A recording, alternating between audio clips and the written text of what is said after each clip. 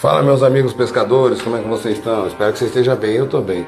Galera, tá um assunto aí, no meio de algumas modalidades aí, que a galera evita tocar. E aqui a gente não evita tocar nesses assuntos não. Ao contrário, a gente abre espaço para entender as modalidades de todo mundo.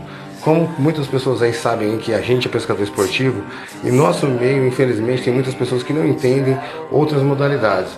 Galera, a pesca sub não é proibida no Brasil, como está a portaria abaixo aí que eu estou mostrando para vocês.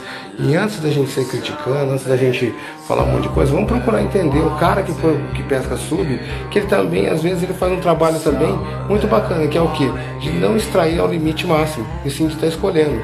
Tem os prós e os contras.